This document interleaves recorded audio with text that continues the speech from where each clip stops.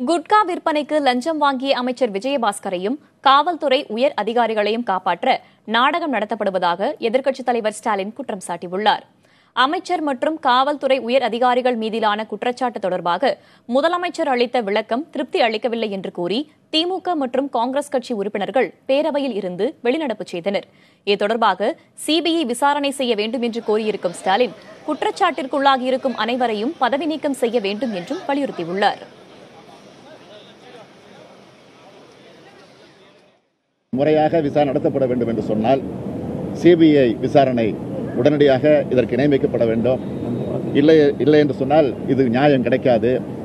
எனவே அப்படிப்பட்ட விசாரணை அமைக்கப்படுகிற நேரத்தில் உடனடியாக அமைச்சராக இருக்கக்கூடிய விஜயபாஸ்கரை பதவியிலிருந்து நீக்க வேண்டும். அதேபோல இந்த லஞ்ச ஊழல் குற்றச்சாட்டில் சிக்கியிருக்கக்கூடிய உயர் போலீஸ் அதிகாரிகளாக இருக்கக்கூடிய ராஜேந்திரன் அவர்களாக இருந்தாலும், ஜார்ஜ் அவர்களாக இருந்தாலும், அல்லது மற்ற அதிகாரிகள் யாராக இருந்தாலும் அவர்களை எல்லாம் உடனடியாக பதவி நீக்கம் செய்துவிட்டு முறையான விசாரணை நடத்திட வேண்டும் என்று நான் கேட்டுக்கொள்கிறேன்.